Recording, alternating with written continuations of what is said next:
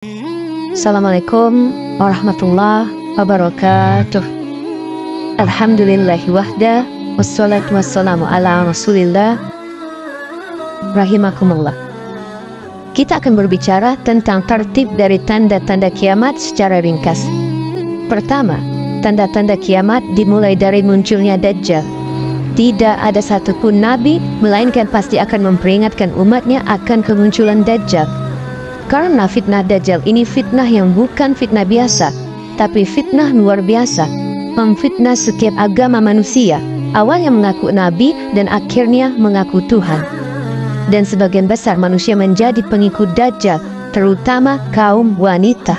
Bagaimana tidak, sebelum kedatangan Dajjal akan terjadi 3 tahun kekeringan.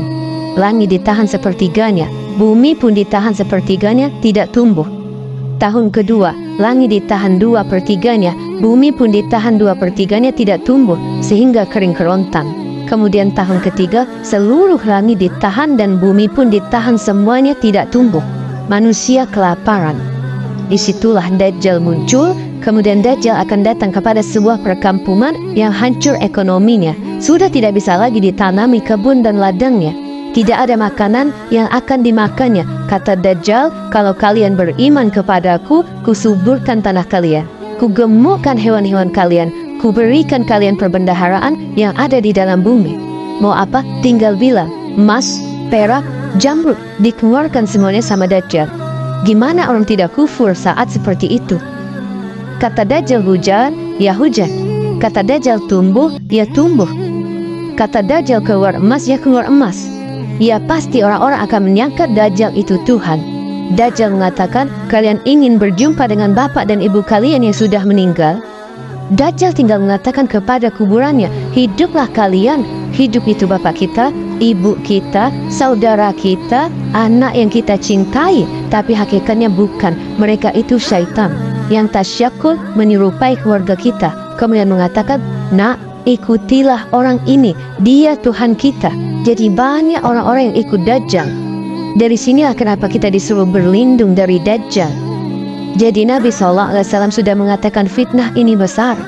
Kata Rasul, kalau aku hidup, ku bunuh Dajjal. Tapi kalau seandainya aku meninggal, kalian yang akan melawan Dajjal dan kalian tidak akan sanggup. Karena Dajjal tidak bisa mati kalau bukan seorang nabi yang membunuhnya, Isa bin Maryam. Kemudian Dajjal berhasil mengalahkan Imam Mahdi, sehingga Imam Mahdi harus tinggal di Bukit Tur dan para prajuritnya yang bersembunyi. Ketika kemudian tidak ada jalan lain kecuali harus jihad, mati syahid atau hidup mulia, maka ketika subuh turunlah Isa bin Maryam.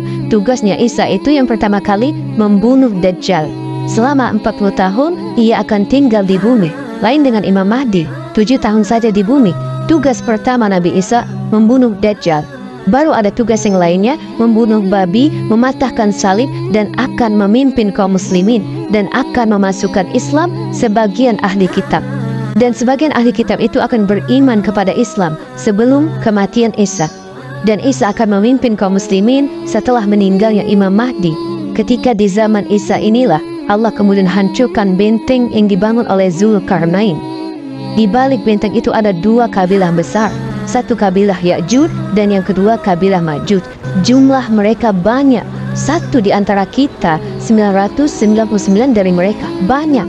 Kata Rasul, kaum ini tidak bisa diperangi dan tidak bisa dibunuh saking banyaknya mereka. Sehingga kemudian banyak orang-orang di luar rasnya dibantai dan dibunuh dan dimakan, kanibal. Sampai merasa bahwa dia sudah membunuh orang-orang yang hidup di bumi. Dia sombong, kemudian menatap langit dan mengatakan, kami sudah membunuh semua orang yang ada di bumi. Kau juga yang di langit, sambil nunjuk, kami akan bunuh juga, katanya Ya'juj dan Ma'juj. Maka mereka mengarahkan tombak-tombak mereka, panah lembing dilempar ke atas langit. Mereka hendak membuat makar. Allah pun membuat makar. Panah mereka disedot sampai tidak kelihatan di balik awan. Kemudian dikembalikan lagi seolah-olah ujungnya sudah berlumuran darah. Padahal Allah sengaja membuat itu. Tidak ada makhluk yang mati di langit. Tapi mereka makin sombong, seolah-olah sudah membinasakan orang yang di langit. Maka disitulah Allah tampakkan kekuatannya. Allah kirim satu makhluk kecil namanya Nagoth, ulat. Masuk di tengkuknya, satu mati semuanya Ya'juj dan Ma'juj.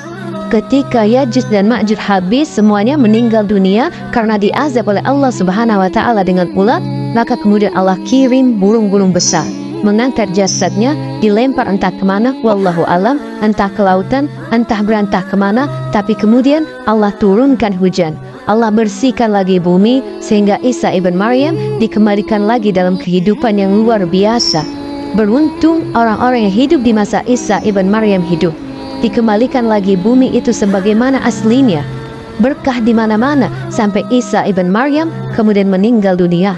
Setelah Isa ibn Maryam kemudian meninggal dunia, maka kemudian manusia kembali, sebagian mereka kufur dan sebagian mereka tetap beriman. Lah ketika itu orang dihebohkan dengan di daerah yang sangat jauh di sana, di daerah timur, rupanya Allah Subhanahu wa Ta'ala kirim gempa. Bukan hanya hancurkan satu desa, ini bisa menghancurkan satu negara. Maka orang pun heboh, ada berita tentang gempa yang bisa menghancurkan negara-negara. Baru saja mereka mendengar di arah timur itu terjadi gempa yang dahsyat, dari arah barat pula mereka mendengar terjadi gempa hebat sehingga menghancurkan negara-negara. Setelah itu rupanya di Jazirah Arab pun terjadi gempa di mana-mana, satu dunia gempa. Sehingga orang kemudian kesulitan tempat tinggal, kesulitan ekonomi, keadaan mereka miskin, mulailah mereka semakin jauh, maka sebagian mereka semakin kufur, tapi ada juga yang masih istiqomah di sini. Maka dalam kondisi seperti itu, tiba-tiba Allah mengingatkan mereka agar mereka bertaubat. Allah tiba-tiba kirimkan dukhon, satu dunia gelap dengan asap. Asap ini masuk ke rumah, ke gang, ke gua, ke jalan, kemana-mana, tidak ada satupun kecuali menghirup dukhon. Setiap hari banyak orang yang meninggal gara-gara menghirup dukhon ini.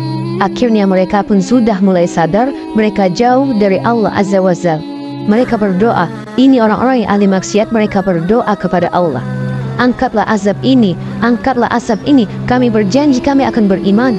Akhirnya Allah Subhanahu wa Ta'ala pun mengangkat azab itu, hanya 40 hari saja dukhon itu, tapi sudah banyak orang yang mati, sudah banyak terbakar kepalanya, terpanggang seperti kepala ikan.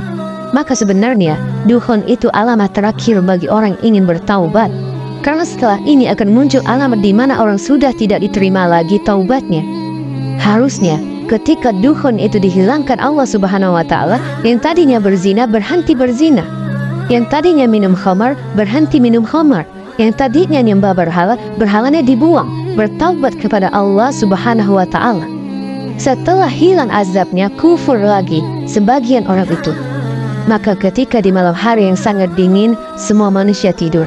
Ketika datang waktu subuh, orang-orang yang beriman bangun sebagaimana kebiasaan mereka sholat subuh. Tapi orang-orang kafir, orang munafik terlelap tidur. Baru mereka terbangun di jam-jam yang sudah lewat subuh. Tapi langit ketika itu masih gelap seperti gerhana matahari total. Ditunggu sampai zuhur, tidak ada juga matahari muncul. Ditunggu sampai asar, tidak muncul juga. Ditunggu sampai maghrib, tiba-tiba matahari harusnya tenggelam, tiba-tiba muncul dari arah barat. Disinilah Allah Subhanahu wa Ta'ala menutup pintu taubat. Yauma ya'ti ba'du ayati rabbik, pada hari di mana nanti akan datang tanda-tanda kuasa Allah Subhanahu wa Ta'ala. La yanfa'u nafsan iman, maka jiwa tidak lagi bermanfaat keimanan sama sekali.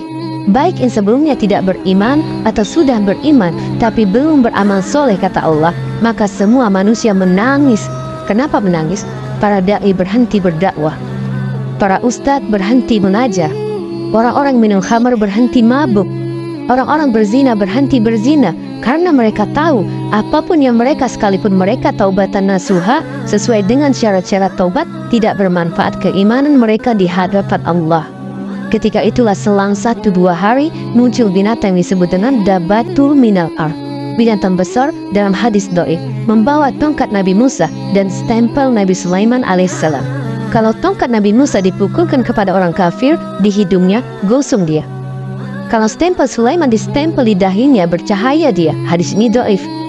Kemudian setelah itu manusia terbedakan mana mukmin dan mana kafir. Quran diangkat, Islam tinggal namanya. Tidak ada mengenal syariat Islam, tidak sholat, tidak zakat. Mereka mengucapkan la ilaha illallah pun karena mendengar bapak moyang mereka mengucapkan kalimat itu. Ketika sudah tidak ada sholat, tidak ada haji, tidak ada apa-apa yang diharapkan di dunia ini? Maka setelah itu Allah kirim api dari Aden atau Hijaz, Yaman, yang kalau di malam hari api terdiam, tapi di siang hari api itu menggiring sampai manusia tepat berdiri semua di padang yang disebut dengan Syam. Syam, negeri di mana manusia akan berkumpul di situ. Ketika itulah Rasul mengatakan tidak tegak hari kiamat kecuali akan ditimpakan kepada manusia yang paling buruk. Karena sebelum ini terjadi, Allah akan kirimkan angin yang sangat dingin yang akan menerpa setiap orang-orang yang walaupun di dalam hatinya memiliki sebiji zarah keimanan meninggal. Sehingga orang-orang yang beriman tidak pernah merasakan tiupan sangkakala pertama Israfil. Yang akan merasakan tiupan sangkakala Israfil itu adalah orang-orang kafir. Dan yang pertama kali mendengar tiupan itu adalah seorang laki-laki yang sedang memperbaiki bak minum untuk untanya. Tiba-tiba jatuh mati, disusul dengan orang yang di pasar, di jalan-jalan, kemudian di rumah-rumah. Bayangkan, satu malaikat kekuatannya melebihi seluruh manusia dan seluruh jin. Kalau seluruh manusia dikumpulkan, dihidupkan kembali, seluruh jin dihidupkan kembali, kemudian kekuatan mereka dibandingkan dengan satu malaikat Israfil, maka malaikat Israfil jauh lebih kuat daripada kekuatan seluruh manusia dan jin. Sekali tiup, hancur, mati semua manusia. Semoga video ini bermanfaat. Subhanakallahumma wa bihamdika asyhadu an la ilaha illa ant astaghfiruka wa atubu ilaik. Wallahu taala alam. Assalamualaikum warahmatullahi wabarakatuh.